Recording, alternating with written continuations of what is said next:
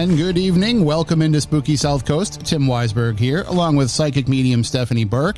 And we are here with a very special edition as we talk about the paranormal here each and every Saturday night. Tonight, we're going to be taking a look at a special topic that really needs to be addressed.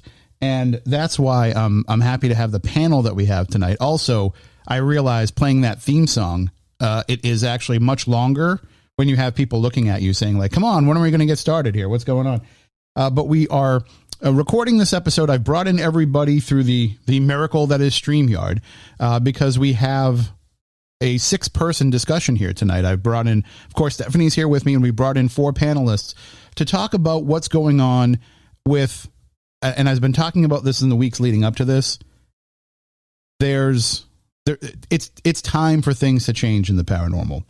This is something that we have been discussing for, well, all 17 years that we've been on the air, really, going all the way back to when we were talking about, when Ghost Hunters was the only show on TV, and people would call in and say, how come the women on that show don't get as much screen time as the men? How come the women on that show are relegated to some of these minor roles? And it's been something that has plagued the paranormal even before that. For as long as we have been looking into the idea of ghosts and the existence of the afterlife, women have been a very big part of that, but they've been sidelined, and it's time for that to change. And we've got a panel here of people who are actually out there all the time working in this field and who are finally starting to speak up about this. So let's just say hello to everybody that we have. First of all, hello, Stephanie. Hey, Tim. It's nice to see you, I guess.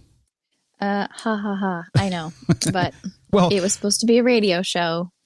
And how long has it been since we've actually been in we were in the same room when we were investigating at the Wayside, but yeah, I get to see you briefly, but we've barely seen each other. The radio station together, it's been a while, but I've been on the road, so. Well, hopefully soon. Yes. We got the big anniversary show coming up next month. No, month after next. So if you want pizza and bad champagne, you better show up. It's kind of our annual tradition. Let's welcome in our panelists. I'll kind of go clockwise here. We have joining us, her as Pretty Effin' Spooky on social media. Amanda Paulson is here with us. Hello, Amanda. How are you? Hi, good. Thanks for having me. Oh, thanks for joining. And we've had Amanda on, and I've talked to Amanda Woomer, our next person who I'll introduce, who you know from Spookies. Hello, Amanda. Hello, how are you? I'm doing well. We've had you on before on Spooky South Coast, so it's great to have you back.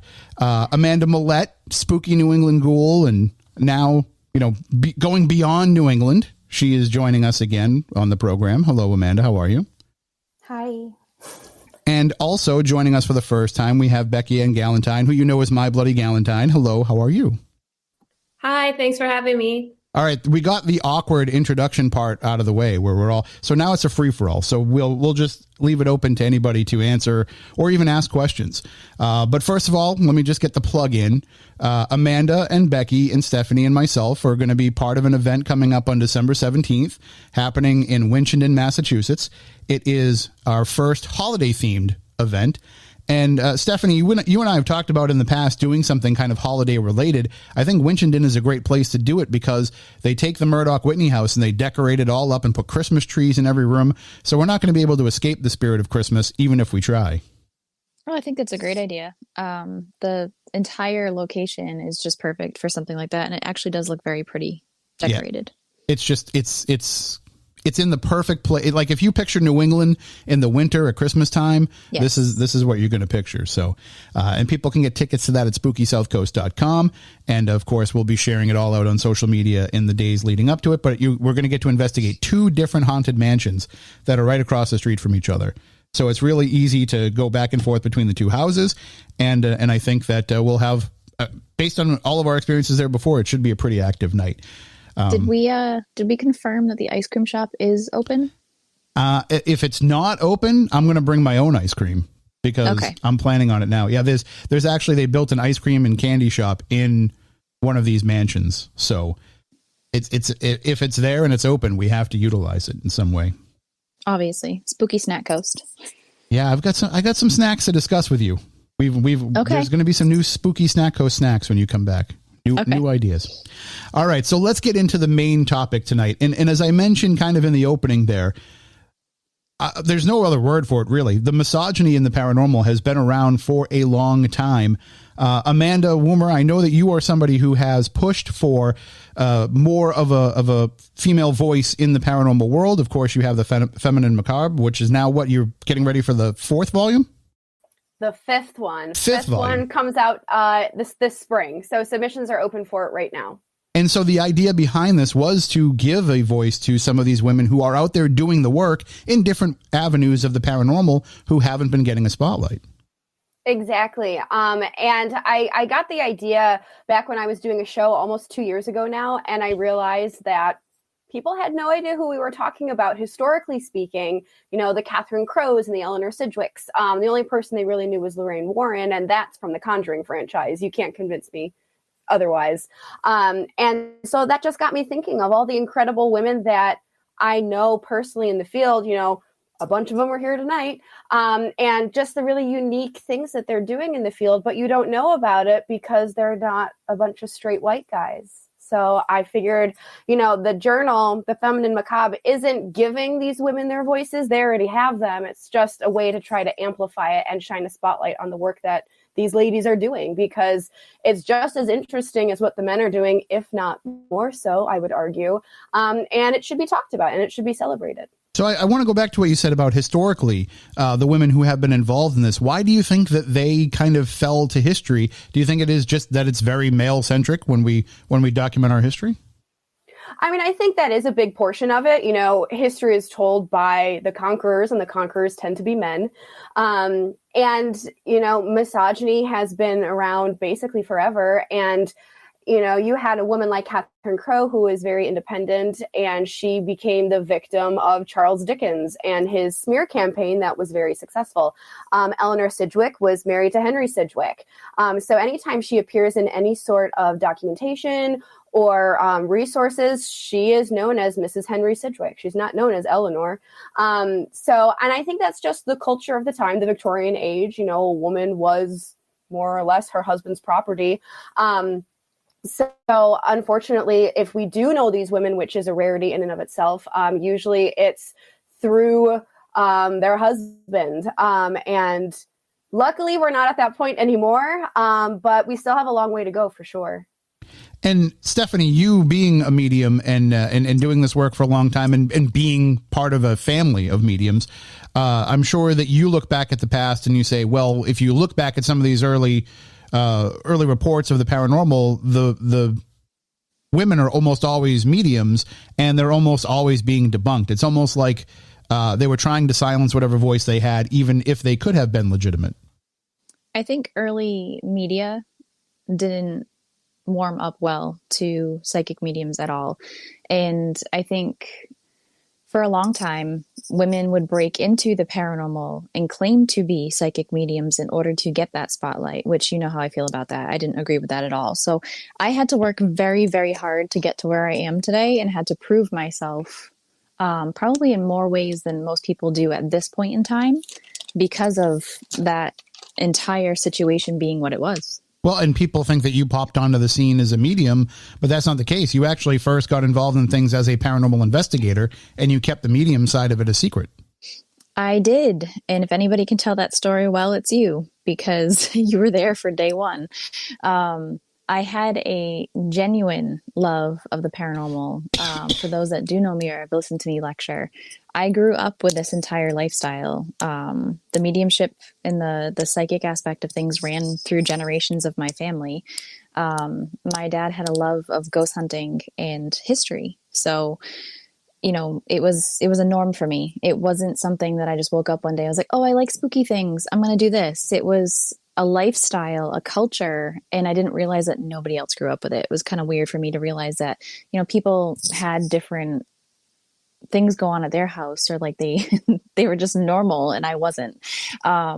So when I realized that people were actually like, you know, sitting around in the dark looking for these things, I was like, wow, these are my people. You know, this is something that I've done forever and I want to do it too. But I did not want a spotlight. I did not want attention. Anybody that knows me knows how much I absolutely despise attention. So it took me a really long time to be comfortable with people even asking me questions about what it is that I do. As you know, Tim, because you kind of put me on the spot the first day that we met. So Well, and in those days, it was very important for a woman to be able to be part of the paranormal. They had to be part of a team. And it seemed like every team was trying to find their medium or find their empath or find a woman that would fill that role. And they were kind of relegating them to that roles.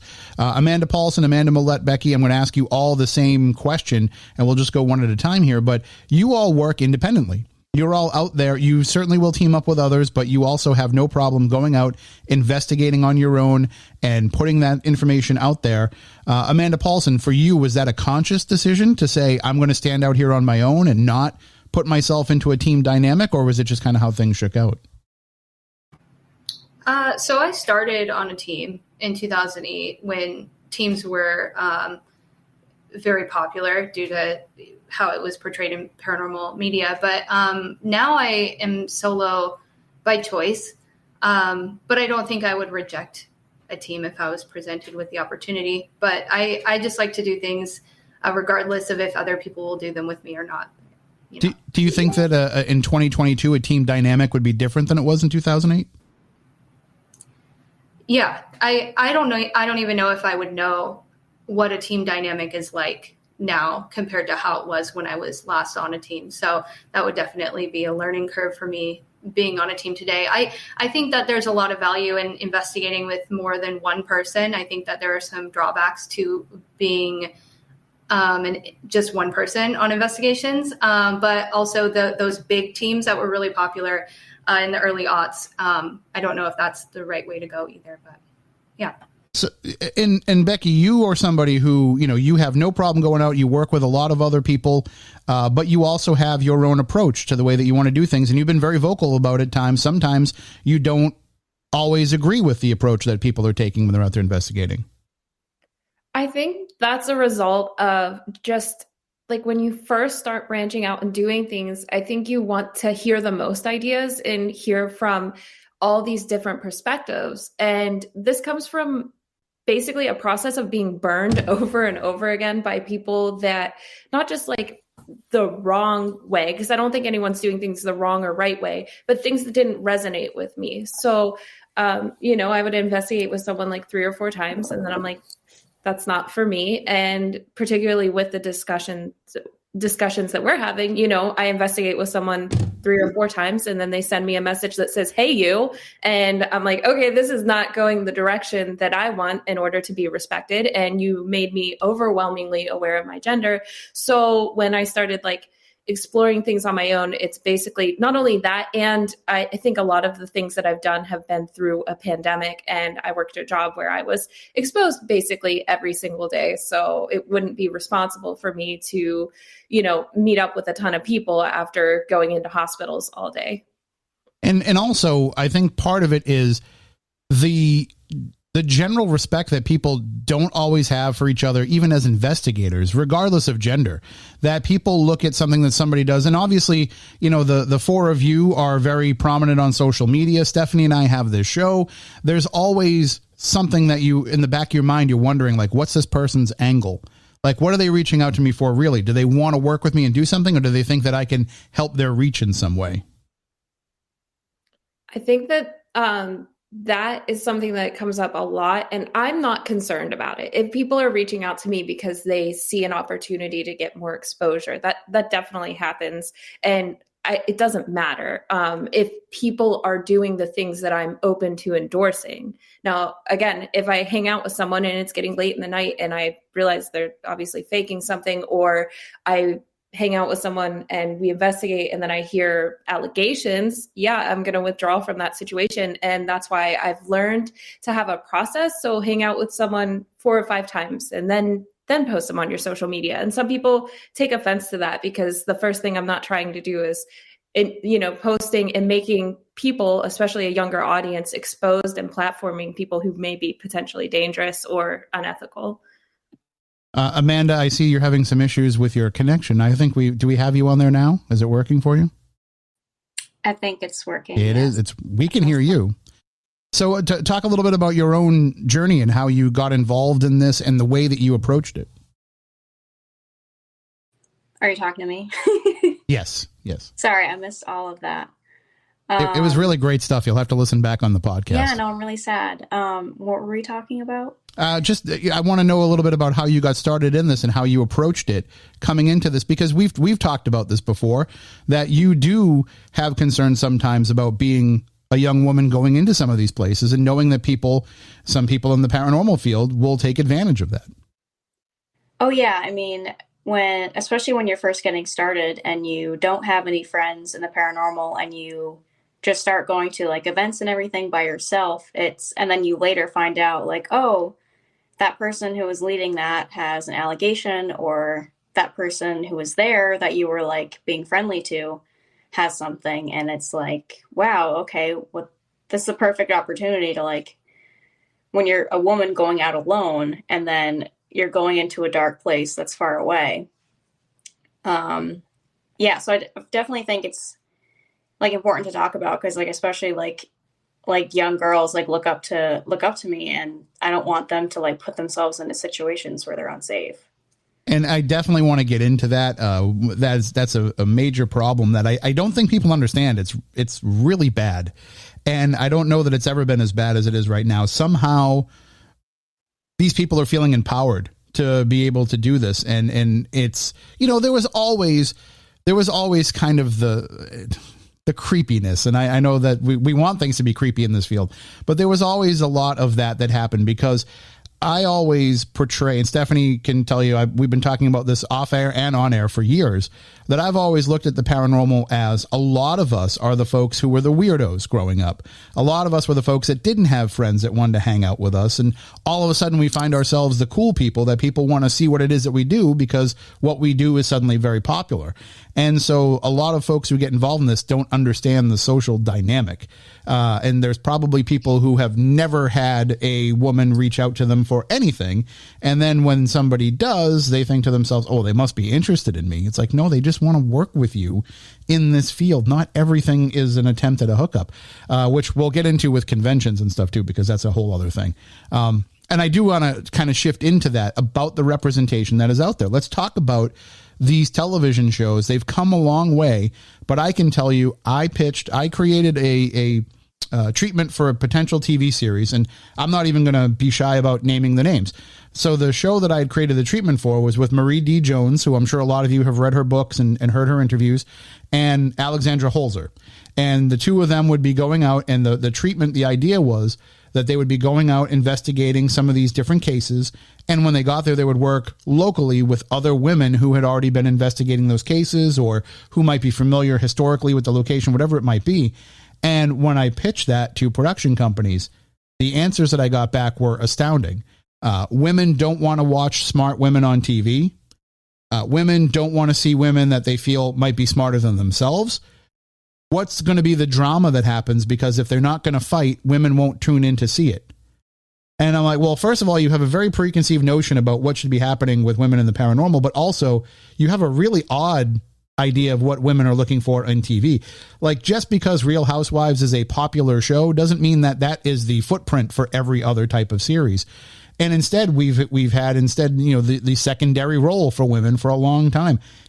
I think we're starting to see a little bit of a change now, but still, you can't have a show that's going to be led by all women. They just won't seem to get it out to a network. I think part of that problem too, Tim, is women against women is a huge issue, whether it's the paranormal or not. Women don't lift each other up as much as we should. We don't compliment each other as much as we should. Most of them are in competition with each other because of silly things. And, whether that's created by media or created by men or created by, just insecurities in general, that starts the problem. And then it just continues from there. Anyone else want to chime in on the idea of this lack of female representation in these shows? I'll chime in. This was a conversation that kind of also spurred the feminine macabre, and I'll keep bringing things back to that because that's my experience and my kind of solution to this whole thing. But, the one thing that I've noticed, and when I first started Spook Eats, I was approached by several production companies and stuff about a Spook Eats type of show where it's food and travel and, paranormal. And they were like, this is going to be great. And every single time they came back and they were like, they don't want women. Women watch these shows and they want to see men. That's what they kept saying. And if you think of the TV shows that we have, a lot of them are youngish, muscular men in tight black shirts running around. And you said like we've come a long way, and I kind of agree with that. I really don't, though. You look back at some of the older shows, however many years ago now, 10, 15, almost 20 years ago now, and you had the one or two ladies, and that was it. And that's really still all that we have.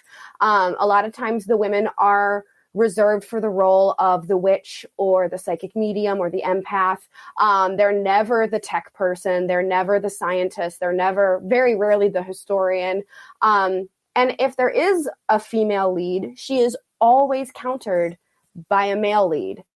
And it's never a woman completely on her own or a group of women completely on their own. A woman is always matched with a man. So for that, I don't think we've come nearly as far as we should have over the last 20 years. Again, we have numerous all-male shows and not a single all-female show. So that's something that keeps me up at night, and I'm going to keep poking at it because it really bugs me. Yeah, what really bothered me is I was talking to production companies about that treatment that worked with like OWN and Lifetime and networks that are geared toward women. And you think that they would be the ones to say, hey, let's give it a chance. But even they were kind of afraid of it. Although I will say the good thing is if there has to be a positive side of this for women, in the early days of those paranormal shows, people really thought that the people running around investigating for ghosts, the general public, I mean, the people who were into the paranormal that were watching it, they worshiped them, and there's still hero worship that happens to this day. But the general public was watching those being like, look at these idiots running around in the dark looking for ghosts. So maybe you were spared a little bit of that too. But at the same time, it's not, that could have, in my opinion, that could have helped to normalize a lot of the paranormal a lot sooner, because you do have a different approach when you have people who are being thoughtful and intelligent about it instead of filling a particular role. And I'm talking about, it could be either gender. I'm talking about people who are doing what they do as opposed to doing what they think television audiences want to see. And it's rough. I know, Stephanie, your show that's forthcoming, we can't talk much about it, but I think we can say it'll be a 50-50 representation. Is that fair? Absolutely. I think, especially, and I think I can at least say this much, whether or not the screen time is equal, the respect and the roles are equal. I mean, obviously, given my role, I'm a psychic medium. I wasn't allowed to be in on the interviews, because then I would know everything. Right. So they created a complete Chinese wall around me. So if you don't see me as much, it's because I wasn't allowed to know as much until it was time for me to do my thing. But I am extremely fortunate to be in a position where I worked with a production company and a camera crew that were 100% protective and completely respectful and just understood what it is that I did and what I had to offer. On top of that, I work side by side with my boyfriend. So that's already there. That respect is already there. And, working with somebody that doesn't view themselves as a superior, it's just, you're equals in the entire thing together. I really lucked out with that. But past experiences too, being able to work with Amy and Adam on Kindred Spirits, the respect that I had from the two of them for what I did was just amazing as well. So I think that each television experience that I have been exposed to, not only from the shows that I've worked on, but the shows that I've also consulted on or I've been, around, for me, I think the majority of them do treat women very well. And if they don't, then they don't last very long. They treat them well, but they don't give them enough equal representation. And Amanda Woomer, I will say, Stephanie's boyfriend is one of those, muscle bound, tight black shirt guys. So there's nothing wrong with that. Trust me. I mean, I'm not complaining, for obvious reasons, but the respect for women with him is there. There's a reason why he works with me and not with others because, you know, he is all about the respect for everybody as a whole. But I think that some shows have it right, some may not, but those women that are on those shows are still filling those roles for whatever it is and not fighting for that equal time or not laying down what their role should be. I went into this particular situation. I turned down many shows before I agreed to this one, as did Scott, because what we wanted was to be together, to be equal, and to have some type of creative control on how we were portrayed. Most people, and maybe most people don't realize this either, the people that are on TV, most of them just say yes just to get on TV. They don't care what the role is. They'll say yes to, oh yeah, I'll repeat that. I'll say whatever it takes. And I'm not saying that for, you know, the major shows that have been on forever, you know, Amy and Adam, Ghost Hunters, you know, different things like that. They are very much in control of what they do. But the ones that pop up here and there, they're hiring whoever and they're editing however they want to, and they're just hiring anybody. We call them yes men. You know, they'll just do whatever it takes to have their face on TV. That's not helping the future of any television, never mind just paranormal.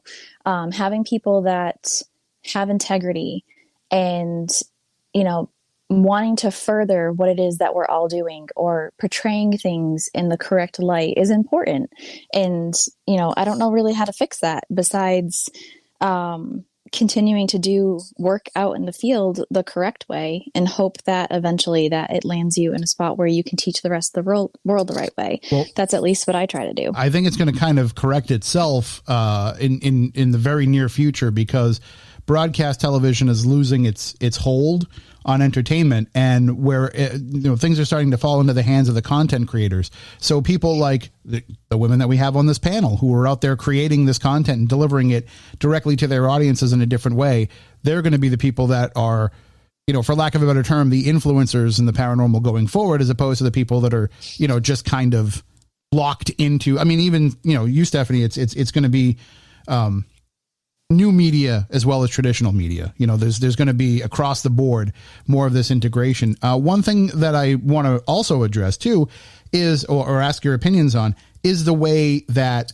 this is handled by people out there in the real world when you come knocking on their door asking to come and do investigations. See, Stephanie and I are lucky because we're coming at this from the perspective of, you know, we're working with this TV show or we have a radio show. So we have this kind of built-in, for lack of a better term, respect that people give us because we're in the media. Amanda Paulson, when you go and you're looking to try to investigate a place, have you ever had encounters where people say, wait, it's just you, little girl? Where's the guys that are going to keep you safe? You know, I think I have a unique perspective on this, being that I'm on the West Coast, first of all, which is much different, I know, than the paranormal community on the East Coast. I haven't had as much issue with people stopping me from investigating their home or their business or questioning my validity just by being a woman. But I think the most common question or comment I get from being a solo investigating woman is, offhanded comments like, aren't you afraid of what might happen, or do you have protection on you, or are you prepared to use protection, which is equally as weird and feels almost a little bit like doom and gloom, like they assume something will happen because I'm alone. But I've never had anyone stop me and be like, where's the rest of your team? Where's the man? Where's your sidekick? You know, why is it just you? But I also have only ever been online as a solo investigator. And before that, I wasn't necessarily investigating homes and things like that. That's not really like what I'm into. So, yeah, I don't know. Yeah, I'm the same way. I don't want to go in anybody's home if I can help it. It's not for me. Becky, what about yourself? Have you ever encountered where people have said to you, oh, we're not sure that we want to, you know, do you have protection? Do you have somebody there that's going to back you up and keep you safe? I think most people know what they're getting into because most things that I put on the internet are just of myself, even if I am with someone else.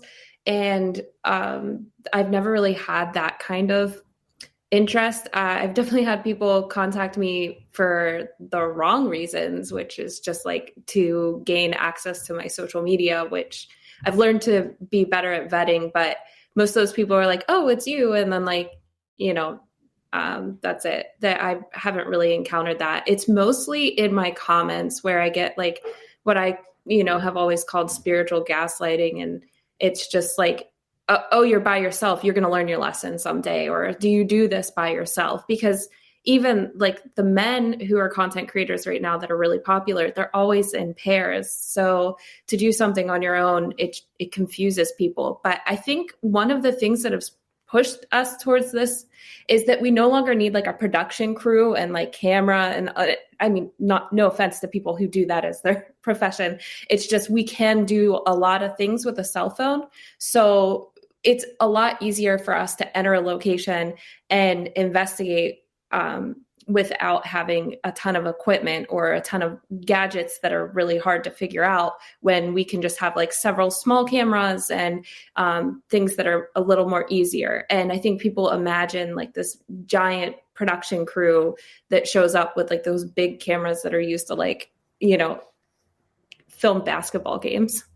But also, I mean, at the same time, that's probably a lot more appealing to some places, because when you make, no pun intended, a big production out of it, you know, then people start to get nervous. So like, well, what's going to happen? Who's going to show up? How are we going to control the situation? Do we have to close down early? Do we have to do this? And you coming kind of in as a solo crew on your own probably gives them a lot more, you know, they feel a little bit more relaxed about the situation.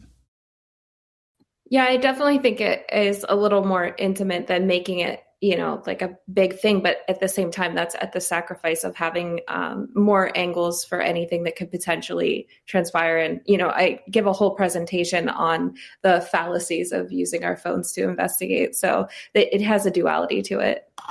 Yeah, I tell people all the time, when I used to say, you know, turn your cell phones off. Now I say, hey, your cell phone, you spend all that money on your phone.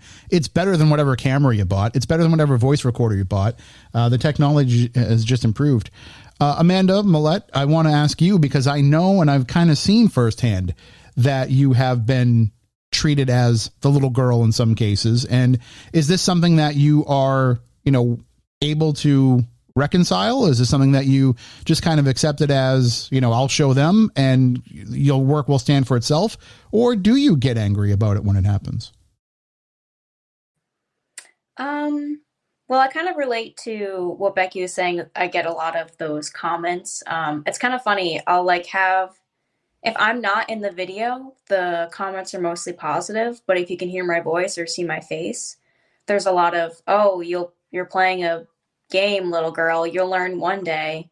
Or why are you wearing a full face of makeup when you're investigating? And it's like, why does that matter? Like, I mean, I guess like Becky can relate with the makeup part, but it's like, why does what I look like matter? Like that kind of stuff sometimes like grinds my gears a little bit. But yeah, I mean, in most aspects of my life, not just paranormal, like you see my face and people go, oh, what are you, 12?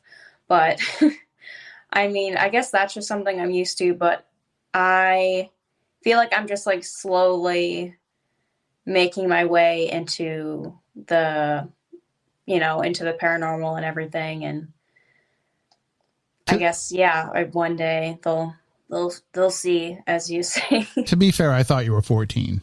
So there's that. I'm just kidding. What I mean, we have this straight white man here. I'm just kidding.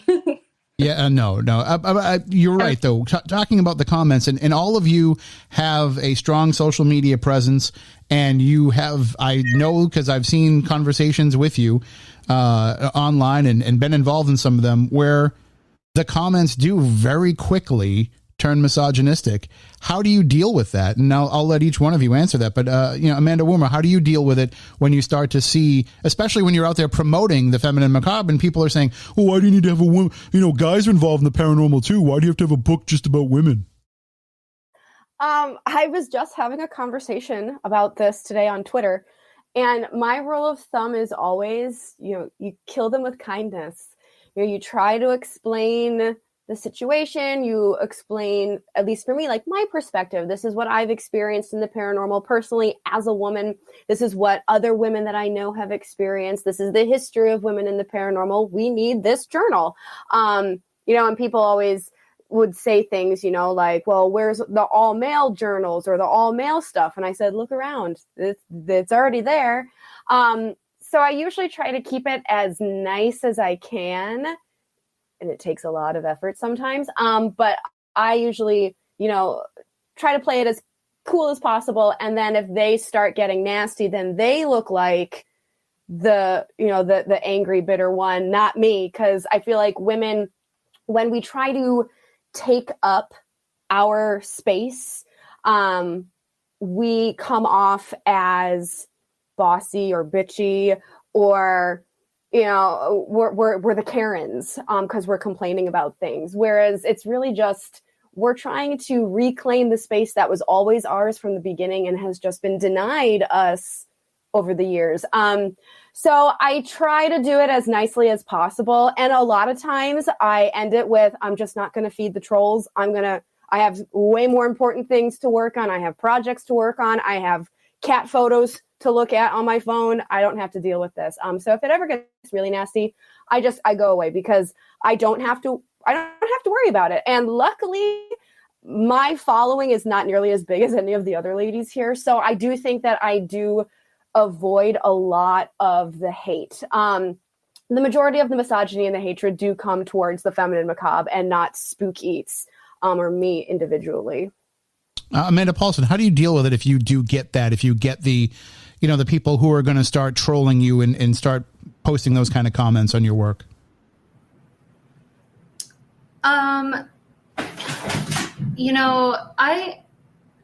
My comments aren't that bad, to be honest. But that's not to say it doesn't happen or it doesn't happen behind the scenes. I feel compelled to mention too, kind of circling way back to a couple topics ago, but just about how much is going on behind the scenes in terms of the conversation around inequality and around nasty comments and all of these discussions, and how much is happening that isn't seen necessarily in comments or whatever on the internet, and the hard conversations that are being had behind the scenes with men who are have a lot of power, basically. And so I may not be dealing with comments. My following is not quite as big either as Amanda Millette's or Becky's.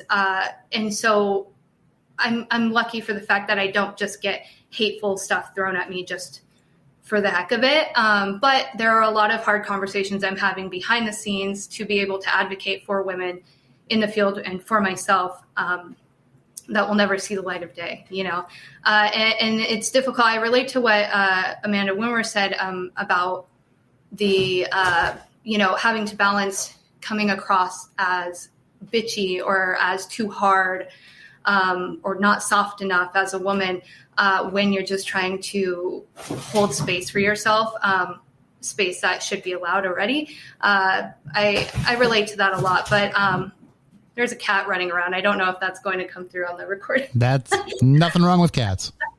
But yeah, anyway, the short answer is, luckily I don't have too many trolls up in my business, but I in particular am dealing with a lot of difficult conversations behind the scenes, and it takes a lot of self-control to not go low and to just argue, but to really honestly research how to have conversations about inequality as a whole, and how to approach those conversations with people in power. But hopefully that answered your question. That was a long-winded answer. Oh, no. Great stuff. Amanda Millette, I've seen you get into it with people in the comments, especially on some of your videos, as you mentioned, that they will have no problem calling you out for the most ridiculous things. And you have a tendency, if they try to take a swipe at you, you do take a swipe back. Yeah, I admire you guys for being so nice. I'm like I don't know. I think the internet is the Wild West. So like, you come for me, like I come for you. Okay. Like, no, but just like some of the stupidest comments, and I'll just like insult their intelligence, or just block them or remove them or what. But maybe I should be nicer, but I guess that's just me.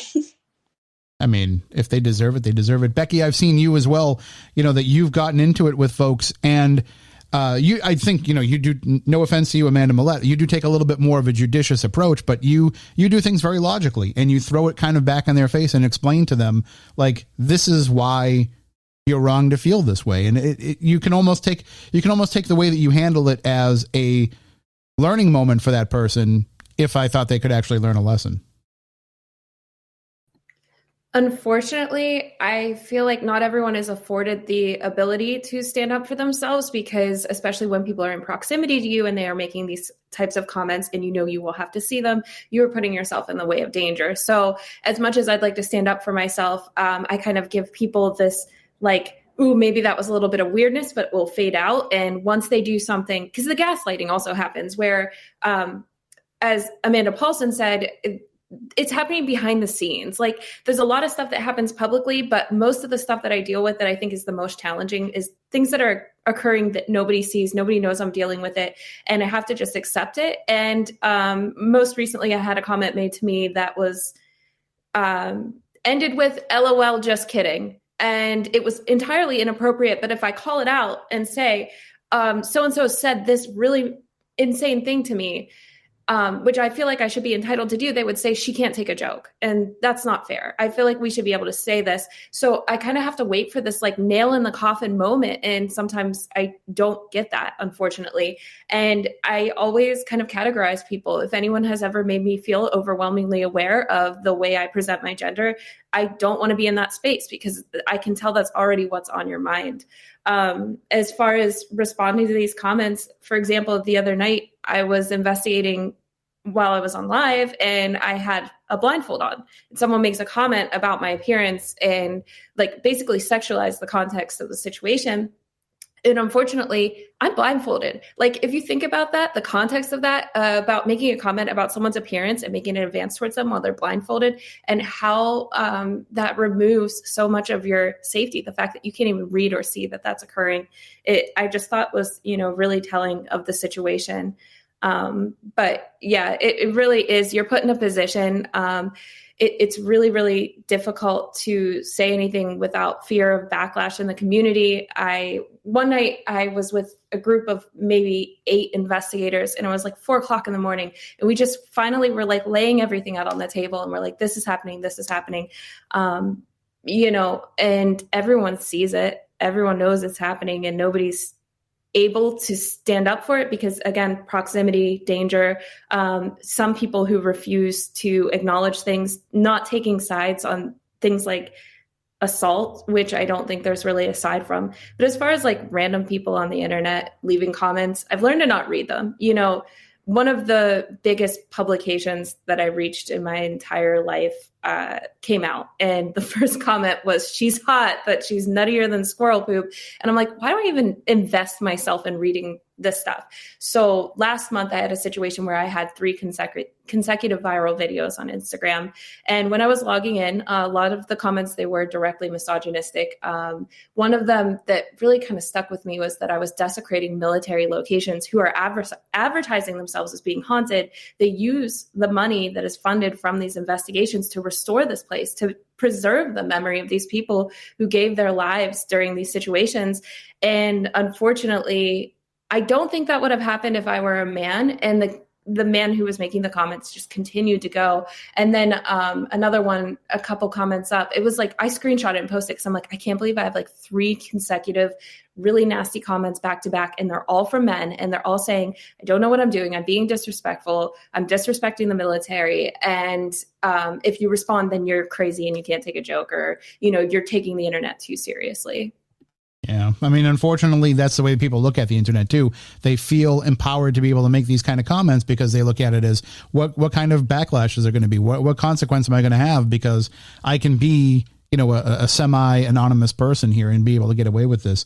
I do have to hold it here because we are at the end of this hour. When we come back on the other side, we're going to get into some of the things that happen at paranormal conventions. Why, if there are so many women in the field, are there so few women being involved in these conventions? And we'll also talk about really what I think is the most dangerous part of all of this is that women are being put at risk by attending some of these paranormal events and being around some people who really shouldn't be allowed to be in the dark with anybody alone. So we'll take a quick break and then we'll be back with more Spooky South Coast. Stay tuned.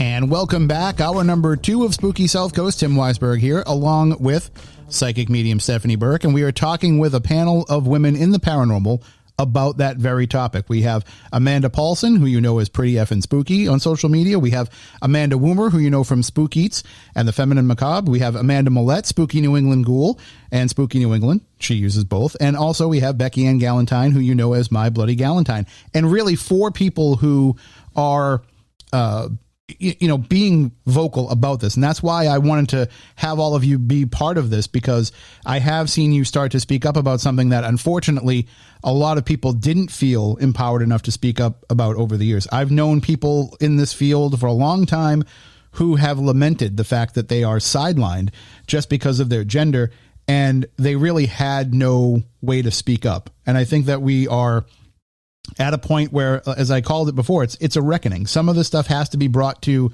the attention of the paranormal community as a whole, because what we see is not a correct representation of who is out there doing the work. And one of the things that I think the public sees as a representation of who's in the paranormal are these paranormal conventions. It seems like there's a new one every week. Obviously there's some really great ones that have been around for a long time that I think do have a lot of balance to them. Stephanie, you've taken part in some of these. I've taken part in these where you do see women represented, but a lot of these ones that are popping up, especially because everybody seems to think that they can put on a convention themselves, they aren't really necessarily getting that equal balance. And Amanda Woomer, you actually put together an all-female event recently. Kind of. It wasn't quite a convention or anything, but it was just a writer's retreat for the ladies of the Feminine Macabre. But eventually, in the next few years, I would love to be able to do like a Feminine Macabre conference of sorts, where the ladies and the contributors who have written for any of the volumes can come and present on the work that they're currently working on, whether it's research or a book or a podcast or a project. So I'm hoping to eventually I complain about this problem all the time. So instead of just complaining about it, I do hope to one day actually be able to contribute to a solution in a way by doing an all-female convention or conference at some point soon. I mean, Stephanie and I have talked about putting on a conference ourselves for years. The thing that I'm the most afraid of is all the money you have to have in advance. Like it's not like when you go and rent out a place and you can say, well, we're going to give you 25, 75, whatever of every ticket that's sold. This is like, no, convention centers are like, you owe us $10,000 before you can open the door. So it's a little bit daunting, but so let's talk about that. And this is just open for anybody that wants to jump in. What is it that you think might be the reason why you don't see more women at these events? And to be fair, they might be at the conventions, but they're not putting them on the posters. They're not featuring them and making them on equal ground with the men that they're putting out there to advertise the convention. Go right ahead, Amanda Millette. Well, I just noticed there were a couple of conventions hosted by men who have some shady past and may or may not have allegations against them. So I guess that would make sense that they wouldn't want to spotlight women at those said unnamed conventions? Well, look, I'm going to call out a convention just because it was something that popped up and it became a topic on social media. But the Warrens convention that they had in Connecticut, excuse me, there were people who were pointing out the fact that there was a lack of female representation for one of the most influential women in the paranormal. No matter what you might think about the Warrens, you know, Lorraine Warren is probably the most famous female name in the paranormal. Becky, I saw your hand up. As someone who was invited to represent that event, I will say that I was hired as an influencer to enter the space and advertise on social media. Both of those videos received 4 million views back to back, but I was not invited to be a guest at that event. So I just thought about the dynamic of the fact that I'm good enough to spread awareness on social media, and they gained 10,000 followers for that day. And I will say that some of the folks involved were the kindest, most respectful people who really are proud of me and my accomplishments. But that is the situation. And I know I'm seen as an influencer, and that's fine. That's not their fault that I'm perceived that way. And I understand why I'm perceived that way. But that is the situation. And so when I saw things being brought up about the criticism towards that, I had kind of mixed feelings, because I know behind the scenes how kindly I was treated and accommodating certain people were that are a part of that group, and how even following the event, they continued to support me, some of them. But I will say, I think the lack of representation comes from the lack of representation on television. So if people don't have TV faces to put on their flyer because there's less women appearing on these shows, then they don't see value in it. They don't see value in putting an author who sells a ton of books and does so much work or anything like that. It's just these TV faces, and with that being the unfairly represented thing, and, you know, so many people on one episode of some random television show about some story that's probably not true, putting their name on flyers and considered celebrity guests at events. I can understand why that is transpiring. Yeah, I mean, it's funny that one of the forgotten names for the younger generation that's coming up is Rosemary Ellen Guiley, who was one of the most influential people in the paranormal and one of the most knowledgeable people, but she never really had a TV show. So she's kind of lost to the annals of history to some degree. And thankfully, a lot of people are still, you know, keeping her name alive because she was a wonderful person that just wanted everybody in this field to succeed and would do whatever she could for that. Amanda Paulson, you're out there on the West Coast, so it's a little bit, you know, area that I'm unfamiliar with. Are there a lot of paranormal conventions that do happen out there? And is it the same problem that happens out there? There aren't any paranormal conventions happening out here, none that I know of. And so there's no opportunity for this to happen. But I will say, as I'm listening to stories about these kind of conventions, it just brings up something that might be kind of obvious. But, you know, this is the issues that we're talking about with conventions or with TV or with social media are just the tip of the iceberg. And the reason why women aren't on these posters for conventions is because of the deeply embedded misogyny that is way beneath the surface that we have to deconstruct and have conversation about in person, likely one by one, at least, maybe not necessarily face to face in person, but, you know, having the scary conversations, again, back to like behind the scenes, making sure that when we are put in these situations that we have these conversations, or if we don't feel comfortable, to support other people in having these conversations, which isn't really fair. Now that I say that out loud, I realize, you know, it's not fair that we have to be put in that situation where we might not feel comfortable, you know, standing up for these kind of issues. But yeah, I mean, Becky was right about these women aren't featured in paranormal conventions because they're not on TV, and they're not on TV because they're not valued off TV. They're not valued in investigations or you know, in committees or communities or teams or whatever. So the issue I'm realizing is so tiered. But there's no conventions. happening over here. I would love to put one together for the West Coast. I have no idea how to do that or have the resources. But I'm for listeners who don't know, I am based out of Washington State, and over here it's big. They're big into cryptid stuff.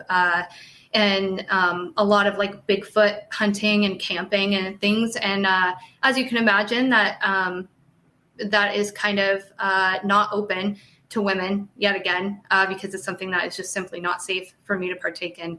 And so any conventions here are more gatherings of the Bigfoot community. But again, yeah. another field of the paranormal where there are a lot of women who just don't get the spotlight. And then the women who do get the spotlight in the cryptid community are usually experiencers and not researchers. Amanda, Millette, your thoughts on, as you started to attend some of these conventions, your thoughts on the representation that they have? I mean, yeah, I agree. I think Becky made a really good point with the whole, you see like their posters and they're on 1 or 2 episodes of a show and they have a giant poster and it's like, okay. So they're a celebrity and they get to be featured. But I mean, I do think like Amy Bruni is doing like a really great thing where she's like elevating female voices. Like she had me at a Strange Escape, she had Becky, and now she's featuring Courtney Block, who doesn't have like a huge following, but she has this wonderful book. And I think that's wonderful. So I'm glad to see like other women who are on TV elevate the female voices. Yeah, I don't know if they answered the question. No, you did.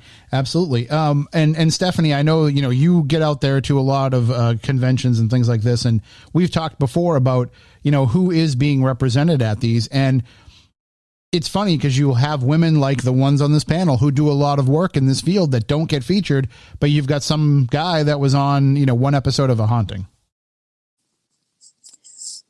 Oh, this is a tough one. And I apologize because there's a cat purring in the background. So I hope that you can hear me better than you can hear him. We are accepting all cats here tonight on the show. I know. And I just can't help it. So the issue, and I've talked about this before with paranormal conventions in general. And I think because I have been doing them for so long, I started hanging around them or attending them, I would say when I was probably about 18 years old. And I'm now almost double that. So watching the dynamics of who puts them on, how they work, and who attends them is like, it's like a formula or a science in itself. And the majority of cons out there put them on because they want to rub elbows with the people that they invite to be there. So the more that you watch things, like one person will put on a convention here and they'll invite their friends to be a part of it. So it's a who's who you know type of thing. And then in return, they'll invite other con people, like the owners of another con to come to their event. So that way they get an invite and a name and a face on a poster for that convention. So it's funny to watch, and it's funny to see how people just invite friends or invite people based off of what they can do. So some people will get invited because they're hoping to be on that TV show. It's never really about, hey, this person has a great topic and a great lecture, or just knows a lot or has worked really hard. It's really all about like, what can they get from you? Whether you're a man or a woman, it doesn't matter. So I've always laughed at that because I think it's silly. I think that we should be elevating people that actually have something to talk about, gender aside. Yeah. I mean, it's silly. I have watched people do lectures on things that they read about or watched a video about on YouTube and is now getting a spotlight to talk about it. I could sit here all day long and bring up people without naming names and say, like, why are we listening to this? Because it's not even true. But it's because they know somebody And then that gives those people, whether they're the right or wrong people, but since we're talking about the wrong people, I can think of a handful right now that feel empowered by being on those posters. I think Amanda Millette said like they did 1 or 2 episodes of a TV show and then they have a big giant poster with their face on it. And that's how it continues. Those are the yes men. Those are the people that will say or do anything just to get on TV to continue to build their platform, which is not necessarily correct. Also, the people that you see on those posters continuously, always getting a lecture spot, always being on those posters, most people don't realize they're footing their own way to those events. They're paying their own travel, they're paying their own lodging, and they're not getting paid to be there. So that's why they get so many of them. But the minute that you put a price tag on yourself, you're not going to be put first in line to go to any con. So it's silly. The whole entire thing is silly. I think that there's a handful of really good ones out there. But it's all politics. It's all, what's your cost? Who do you know? And at the end of the day, is it anything that people should be going to or listening to? Tim, I don't know if you remember the days of the Cape Cod paranormal conferences. I think Capers might have put them on. Oh yeah, no, the Capers ones were great. Those were fantastic. You showed up and you learned something. Yeah, they brought in people from all over and had them come and speak at the college. And that is what a paranormal conference should be, is people talking about subjects based off of what they're truly passionate about, their own research, not regurgitating other people's stories or research. Well, hold on. Let me put a pin in that for a second, because I'm kind of also tired about seeing people say, and here we're going to just present some of the things that we've encountered on our investigations. Yeah, because it's the same thing that we've all encountered on our investigations. Right. Further the question, further the topic. Right. But that's what I mean by just like, it's repetitive. It's over and over again. So, for everybody that's listening, my biggest piece of advice is just be yourself. Don't care what other people say. Don't care, about comments or what people are going to think about you, and find what it is that you're really good at and what you're passionate about. And if you're passionate about spooky things, like that's awesome, but what do you specialize in? And really just pave your own way, because that's what makes you stand out from everybody else. And it gives you something, and it gives you a value that can't be compared to others. We're talking about the discussion of women right now and women in the paranormal. And like, that's wonderful. But I don't know about you guys, but I've been encountered by the worst women possible in the paranormal. We're talking about misogynistic comments. Tim, I've been attacked by more women than I think men. Especially ones that are, gladly, willingly playing that role that they're expecting them to play. It's almost like they have this self-hate for themselves for giving into that in order to further their careers. And then they're going to take that out on other people. Right. So I think, not to take it away from the women topic, but like, just genuine good people deserve genuine good things. And I think, it's time for that to shine, not necessarily the negativity that is out there. There's some really good men out there that deserve all the recognition in the world. Tim, you being one of them, that gives the respect to everyone, women especially, that is safe to be around. So I think, something has to change at some point, and it has to shift more toward like, let's elevate people that have good intentions. Let's elevate people that actually are intelligent and want to add something positive to the future and to history. And, maybe that's wishful thinking, but it's been what I've been working toward for years upon years now. And I'm hoping for the best. I'm still hoping for the best. Amanda Woomer, I saw your hand go up there. Yeah, so just kind of going off of what Stephanie said about kind of being attacked by other women that have kind of fallen into the misogynistic trap. I've noticed, and I think a few of us have noticed, especially recently over the last year or so, that I feel like the community of women within the paranormal has almost begun to cannibalize itself.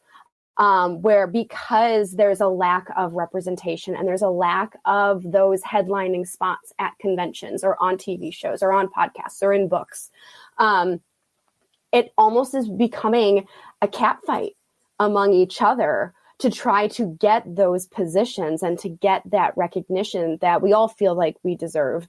And I think that's such a tragedy because I feel like it's already difficult enough with, the general public and the misogynistic comments of, well, women don't make good TV. We don't want to hear what women have to say. And then to experience it from one another as well is just so heartbreaking to see. And I'm hoping over the next few years, we kind of go beyond that and realize that whether we make our own places at these conventions and at these events, or if other places start opening up, hopefully that cannibalism goes away, and Stephanie mentioned, acknowledging the men that have really uplifted our voices and stuff. I always joke saying, I only know a handful of them.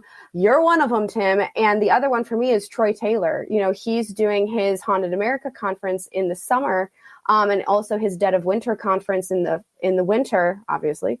And they're all women. Every single person speaking this year it's an all-female conference. So I appreciate what he's doing and what you're doing, that you're putting actions to your words. It's easy to say like, yeah, women do deserve recognition, but it's another thing to actually use the voice that you have and use the respect that you've gotten within the community to help lift that up and shine a light on this very difficult topic that no one seems to want to be talking about, but everyone's kind of whispering about it amongst each other. Well, I think one of the things that's kind of forcing it more into the spotlight and will make these hard discussions have to happen is the fact that there's no other way to put it. There are some people out there that are running events that are having people come and be part of these events that are dangerous. We've been hearing about it. I've been hearing about it for a long time. But the problem was we would hear about it, but nobody was really speaking up about it. Now people are starting to speak up about it. And I don't want to, have anybody have to recount anything that is traumatic for them that they don't want to share. But if you do have stories about things that might have happened to you that you want to share, please feel free, because there are Stephanie's dealt with it, where she's been called out and paid to go to something where it was obviously some sort of setup for something strange. And the more notoriety you get, obviously you want to be able to participate in some of these things, but you also, I can't imagine how exhausting it must be to have to do these complete background checks on people before you're willing to put yourself in a situation where it's just you and them in the dark. I think background checks are a great idea, and I've said that forever. For the ladies on here that don't know, what Tim's referring to is I got paid to do an event once that went through a contract through an agent. And I had we'll call it, no pun intended, but like an intuitive feeling the night before. So much so that my boyfriend was out of town, and I even asked my ex-husband to go with me. I was like, please, I don't want to go to this by myself. A friend ended up going with me. And it turns out that it was not an event, and I was the only person there with this guy alone. So that has happened to me at conferences that I have been to. I have been followed to the bathroom by a celebrity's agent. And had my boyfriend not been with me that night, I don't know what would have happened. I have been locked in a restroom by women and not let out until I had a conversation with them. I have been followed. I can come up with an entire list of things that have happened to me. But those are the big ones off the top of my head. So I would say that both genders are pretty dangerous and creepy. But getting paid to go to a fake event was probably the cake for me. Yeah, that's the height of danger. But I'm sure you've all gotten you get the messages, the DMs, you get I don't even want to speculate on what they must say, but I'm sure it happens more than people realize. Everybody's just nodding their heads for those who are listening on the radio. Becky, you wanna chime in? So I think that one of the things that is happening is for fear of losing opportunities, I guess, or whatever. I refer to it as New England's Boys Club, where a lot of people have allegations against them and they refuse to let people know. And people, I've had instances where people knew and didn't tell me ahead of time. They wait till I'm in the dangerous environment and they say, oh, well, you didn't ask, or I was afraid what would happen if I told you, or, I've relayed information to people and said, so-and-so is dangerous. And they continued to put themselves in that space. And I understand. But for me, I lived on this earth long enough. An allegation's an allegation. I don't think there's an excuse. I don't think there's any person that is so grand that if they have even one single bit of an allegation, that it's worth putting myself or other people in their space. So I don't care who you are. If I hear that about you, you're done from my circle. I will quietly exit. I will drop the event. And I'm sure there are people who are going to listen to this and know exactly what happened in a certain situation. But it's the DMs, it's the things that I can't make public for, again, fear and proximity, the things that are inappropriate, the times you meet people and you think they're really great, and then they ask you if you mind splitting a hotel room with them, or if you want to drive in a car 8 hours away from where you live and be with them until 4:00 in the morning in the dark and share a room to save money. Come on, we're all adults. We know what this is about.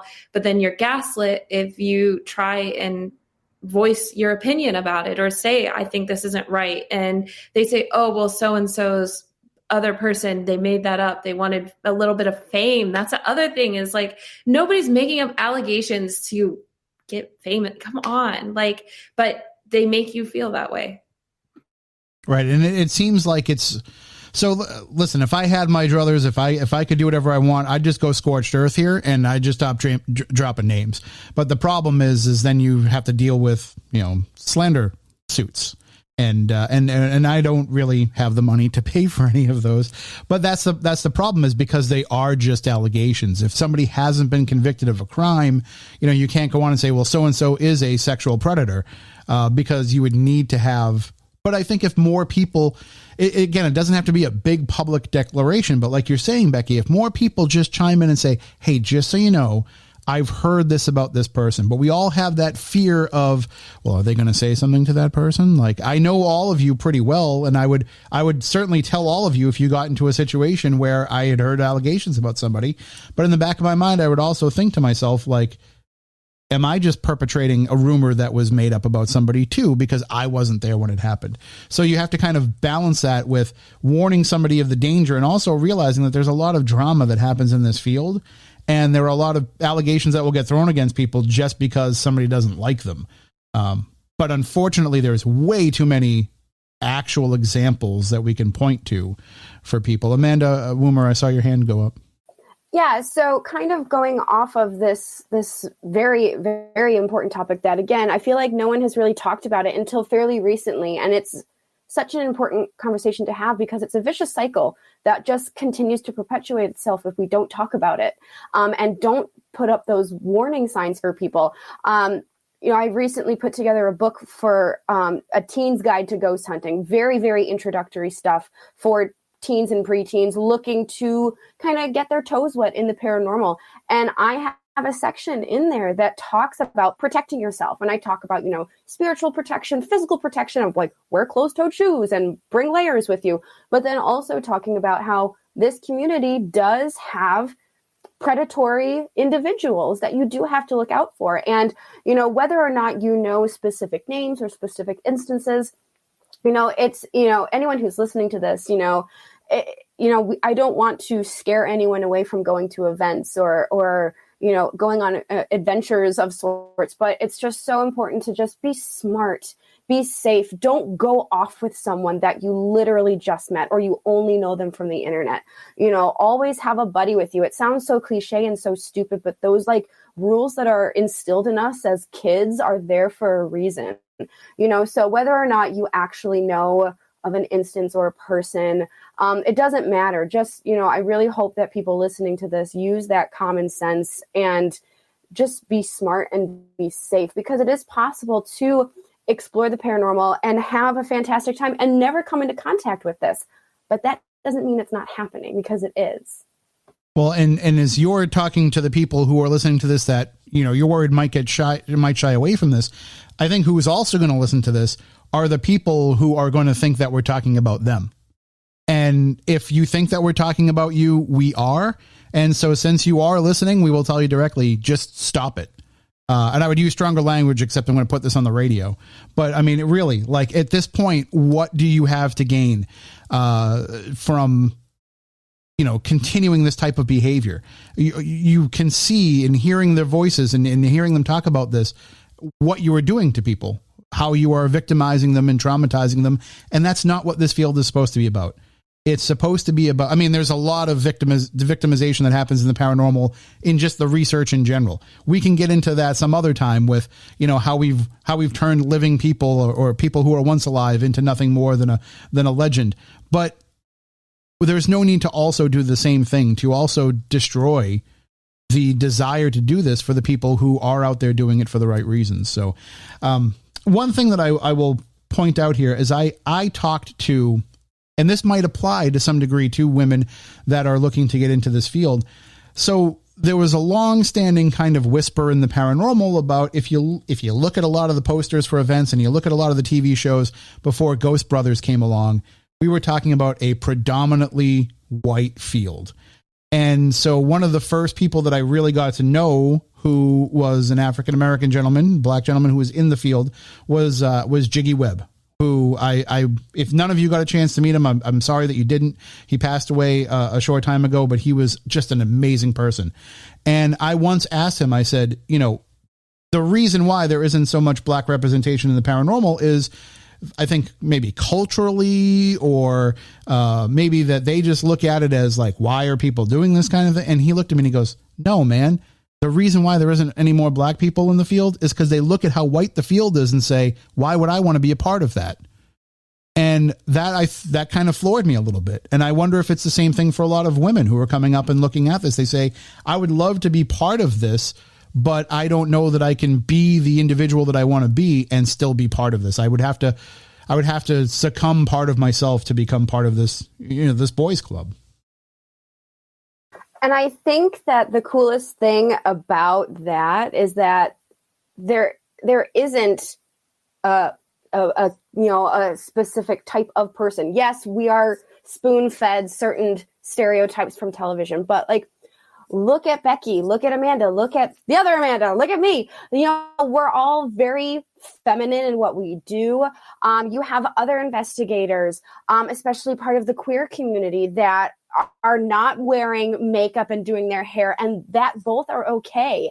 And I think that's the beauty with social media right now, is that you are able to see such a broader perspective of investigators and investigation styles than just what we're spoon-fed from TV. Because if that's all that we had, I don't think a lot of us would think that there was a place for us. But I think because of social media, and again, it's a double-edged sword, it's good, but it's also not so good. But the good part of social media is that you're able to look at such a variety and a patchwork quilt of different people and different faiths and ethnicities and sexual orientations, and find yourself somewhere in there where you hopefully do feel confident enough to join in. And if you don't see yourself, well, you can add yourself to the mayhem that is, this patchwork quilt of the paranormal. Amanda Paulson, you have out there in the Pacific Northwest, you have different cultures out there. There's a lot of, I know the Asian community is pretty large out that way. You have a lot of Native people out that way as well. Do you have a lot of diversity in the field there, or is it very similar to what we see in New England and other places? There is still no diversity in the field over here either. And I think that is a huge issue,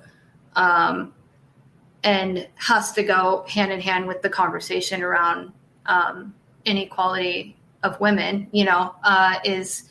is inequality of all. And yeah, it's not any better over here at all. I was expecting that would probably be the answer, unfortunately. But one of the things, too, that I think we need to take a look at is the way that we portray some of the stories in the paranormal, because women are often victimized in some of these stories, or they're kind of the sad cases in some of these stories, and they're not getting an accurate representation. Amanda Millette, you are somebody who has been pushing and changing the narrative about Lizzie Borden for a long time, because no matter what you think about who committed the murders, the fact of the matter is she was acquitted. So legally, she was not responsible for these murders, yet people have just continuously acted like that for years. And I've seen your presentation. I know you just presented it again recently, where you talked about why you think that she's innocent. We'll do that a different time. We'll dive into a whole spooky Southcoast about that. But you certainly have been speaking up for at least one female who has been victimized by the way that her story has been told in the paranormal world without necessarily the basis of fact. Right. Yeah. I mean, I feel like there's many examples of, like, just it's a juicy story about a woman. So we'll just keep perpetuating that, even though there's more evidence to the contrary. Another case is, Bathsheba Sherman. I mean, where is the evidence that she did any of what happened in The Conjuring? And I know Amanda Woomer will agree with me on that one. But it's weird how it's like these women are like sort of like the scapegoat, like Lizzie Borden, like Bathsheba Sherman. I mean, when you even like looking at like the Salem witch trials, like a lot of it was women. Yeah, I mean, I recently took the tour at the Conjuring House with some people that came in from out of town, and Corey Heinzen was actually the one that gave the tour. And no offense toward Corey, this is just how he presents the tour. But he said when they brought up the subject of Bathsheba Sherman, he said, people can do their own research on her. They can think what they want about her. And he was coming at it from the perspective of he's been in the middle of the Andrea versus Norma problem with that. So he's coming at it from a little bit of a different perspective. But when he said that, the first thing that screamed in my mind is, no, you can't make up your own mind about Bathsheba Sherman, because there is no proof about what they're saying about her. You're just letting this stereotype and this false legend keep going. And we need to call those things out when they happen about, anybody. It doesn't have to be a woman necessarily, but I can tell you that I was out doing my paranormal lectures through October, and I was talking about haunted objects at one library. And when I do my haunted objects presentation, I have a whole section on mirrors. And obviously one of the most famous haunted mirrors is at Myrtle's Plantation. And as I'm telling that story about Chloe, the slave, who was in a relationship with the slave owner and had a child, supposedly might have had children with him, and all these different parts of the story. And then she gets upset and she poisons the family, and they had cut her ear off and all this stuff. But you find this one little line at the end of the story where it says, we haven't been able to prove that any of this is true, but yet this legend has been out there. So I'm in the middle of telling this legend and trying to frame it as this is just the legend that's told. And I get about halfway through and the thought comes into my head, like, just stop telling the story. Like, just stop continuing on with this, because it's not true. Granted, Chloe might have never been a real person. There's no proof she ever actually existed. But still, if she was, you're impugning somebody based on a legend that's been perpetrated by a bunch of people that walk in there and say, well, we picked up on an EVP, something about an ear. So yeah, she must have really gotten her ear cut off. So I think we need to be a little bit more responsible with these legends and these stories and in the way that we share them. I think putting that disclaimer on it, the same way if you turn on, HBO Max and watch Gone with the Wind, and they tell you this was made in a different time and this is the way that people handled it, we might have to start doing a lot of that with our stories. And I think one thing that is so important, especially with Bathsheba Sherman and, Chloe, Lizzie Borden, and another one that I like to bring up is the canonical 5 of the Jack the Ripper murders. All of these women are voiceless victims. They can't defend themselves anymore. So any allegations, any rumors, any legends or lore that we tell and we retell and we continue to perpetuate, they can't defend themselves against it. They can't speak up.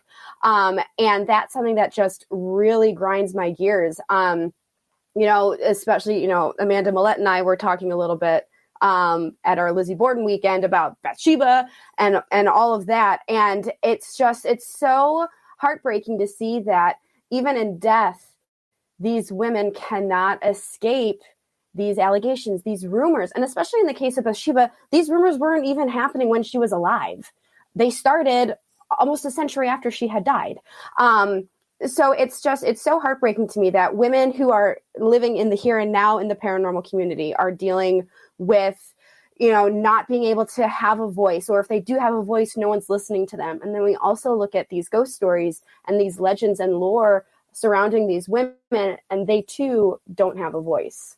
Yeah, Bathsheba Sherman is certainly a case of a bad bit of research combined with a bad attempt at a psychic impression, as far as I'm concerned. But anyway, we can debate that a different time. Stephanie, from living in this area, we have a more recent example of this where we have the New Bedford Highway murders, where these women were killed, 11 women were killed, and the story still persists that they were all prostitutes.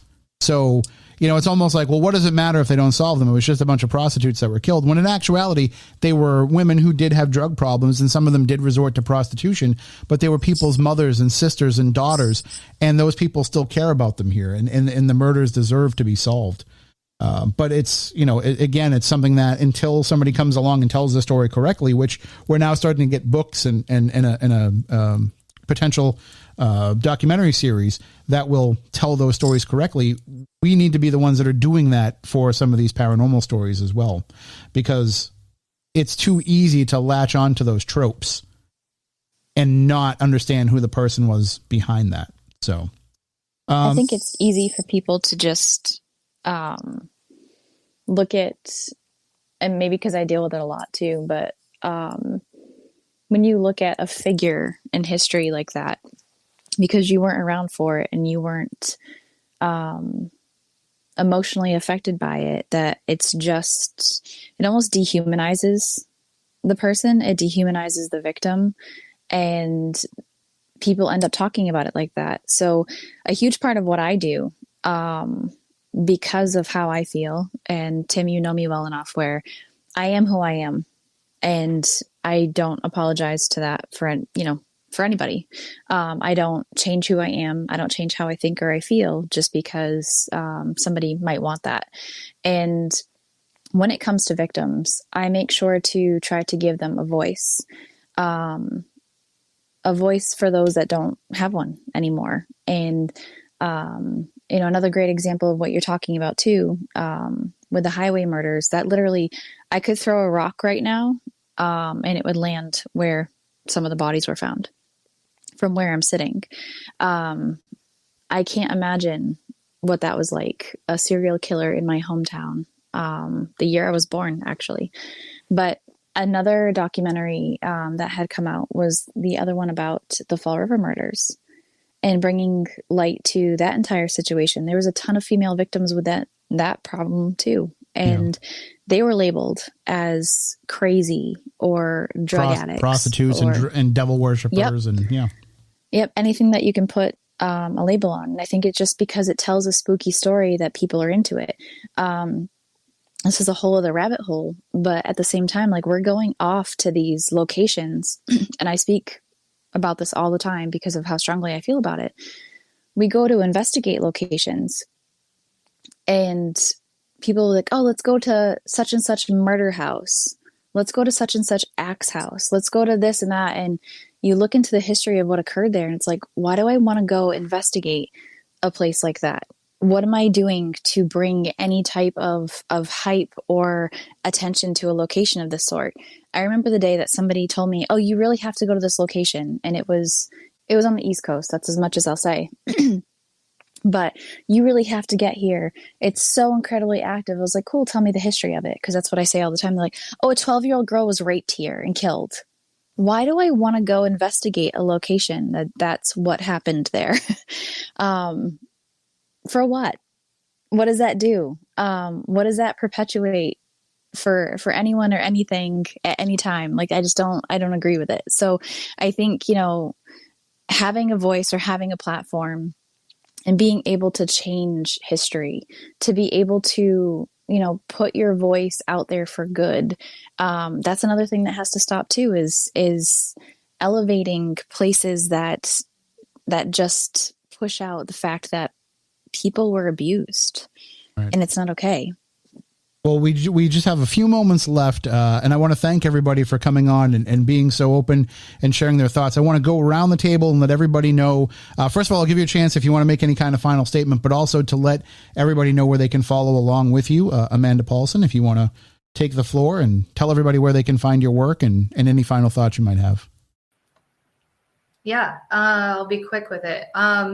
But to just piggyback on a few points that Stephanie has made, I think it's important for anyone listening and for ourselves too, to remember to find kind of your North Star, so to speak, in this field, in the paranormal. We are so closely tied to religion, tied to the questions of life and death that we all want to know the answers to. It's a very serious thing. And I think there's a lot of focus on what we can get out of being in this field, or where we can go, or how it's very opportunistic. There's a lot going on in this field that it needs to work out. But just find your North Star and find, a good reason to be searching within the paranormal that aligns with your own moral compass, and follow that, and you should be good. But as far as where to find me, I'm at Pretty Effin' Spooky on Instagram, and Amanda D. Paulson on all other platforms. By the way, I do realize how odd it says to say, make a final profound statement about women in the paranormal and also promote yourself. Like, I know that the two things do kind of conflict, but I want to make sure everybody gets a chance to follow whatever. You know what? I'll say this too. You open up a hole. I'll be fast. But also, women should not be afraid to talk themselves up and to plug themselves and to tell people, confidently, hey, I'm doing something cool and I believe in it. So, I will give my last statement on women in the paranormal and also plug myself, because why not? Excellent. Amanda Woomer. So firstly, I just want to thank you, Tim, for putting this all together. Again, like I said earlier, a lot of guys say that, this is a conversation that needs to be had, but you literally went ahead and had a conversation with us. So I really appreciate that. And, kind of going off of the idea of one last profound bit on women in the paranormal. When I did the first volume of Feminine Macabre, I did a bunch of interviews with the ladies, and I asked them, some of them, what would be your advice to someone, a woman just starting out on her journey? And almost every single woman said to just go for it. Just do it. Don't wait. Don't look around to see if there are others like you or if there's a place for you. If there isn't, you make one for yourself. Just go for it, because you will regret not doing something as opposed to regretting trying something new. So go for it and look for the other women around you. 9 times out of 10, we have each other's backs. We're there to answer questions. We're there to offer help and advice, and sometimes to just be a shoulder to cry on or an ear to listen to. So that's my final words on women in the paranormal, I guess. In regards to the Feminine Macabre, that's on Instagram and Facebook at just the Feminine Macabre. Submissions for Volume 5 are open now from now until January 1st. We're only doing one volume in 2023, so if you do want to be a part of it, this is the one to get into. The lady who's writing the foreword, I'm very excited about, but I'm not saying who it is until submissions close. And as for me personally, I'm just Spookeats on Facebook, Twitter, Instagram, and kind of TikTok, though I'm in the geriatric unit when it comes to TikTok. So follow along. You and me both. Beckie Galentine, some final words and how everybody can follow you. I wanted to add about, not perpetuating these false stories about victims who aren't here to defend themselves, as someone who worked in the mortuary field, because until you know what it's like to sit down with a family who, and everyone can practice this empathy, not just from my experience. Anyone can have this perspective, but sitting down with a family of someone whose loved one was murdered, or sitting there, handling the remains of someone who took someone else's life, it really puts it into perspective. When I visit these places and these graves and tell these stories, how important it is to be accurate, because if that family were here today, or if I had to sit down with them, I don't care if it was 300 years ago, would they want me to be saying that about their loved one? And would they want me to say that about themselves? You don't just make up things about people who have passed away, you know. And New England is the worst, I'd say, for it, because how many witches' graves do we have of women? And so when I started telling stories, one of the biggest things that I heard was, I've heard these stories before, but I like the way you tell them, because I would go and say, you know, this is the wicked witch of Monroe, or Mary Nassau, the witch in, you know, Maine. And there's countless stories like that, where they post-mortemly were called a witch, and now their graves are desecrated or used to be investigated for someone who never was what they're investigating for, which we shouldn't even be investigating witches as if they're going to be, you know, more evil or something. What, I don't know what people are looking for when they're doing that stuff. And which brings me into the next conversation, which is what Stephanie said about not, you know, endorsing these locations that are exploiting people who were unable to defend themselves. And one that comes to mind is Norwich. And I spent a lot of time in Norwich, and I know it has a reputation for being evil. It's a place where, you know, all of these people, these hospitals in general, are seen as these places where people are suffering, and that's why they're haunted. And most of the time, the people were not aware that they weren't getting the care. They weren't comparing what they were experiencing to what we have going on today. And they thought they were getting the best care. So there isn't this fear, this anguish, this evil nature that people are perpetuating. And Norwich particularly resonated with me, because when I'm going there, I start to find out from family members who had a loved one there that they loved that place. And when it was shut down by the state, they lost their home. So maybe that's why we should be looking into why these places are haunted, not because people are given transorbital lobotomies and now they're running around like demons or something. Like it's absurd. So we do, you know, it falls into our hands to change the narrative.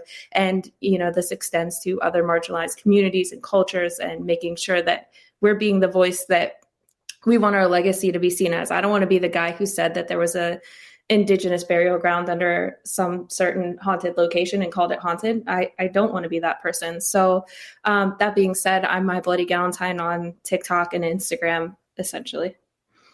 And Amanda Millette, of course, people know that you've been on the show before. We're gonna. By the way, Becky, I just want to say I've been reading a lot of the comments about the presentation that you gave at the Strange Escapes event, and we definitely need to do an episode where we talk about that and some of the things that you just discussed as well. But Amanda, this is your chance to kind of give your final thoughts on this and let everybody know where they can follow you. And I guess this just goes out to anyone investigating. Just, you know, do your research, like historical research on the place. Just because you go to a place that's haunted, you know, even if there's a guy there that works there that's giving the tour, doesn't mean the stuff that he is saying is accurate or fair. And please be respectful of the spirits, and please be careful. Like, I don't want, you know, young women look up to me, and I don't want them to suddenly be afraid to go somewhere by themselves, but just, you know, just be aware.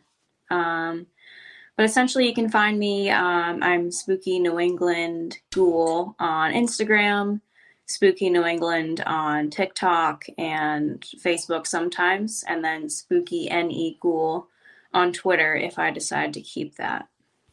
All right. Well, thank you all for joining us and for sharing in this very important discussion. Hopefully we can get this out to people to listen.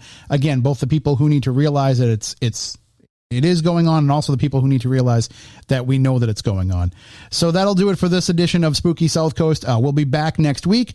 For Stephanie, for Matt, for everybody that was here on the panel, we want you all to stay spooktacular.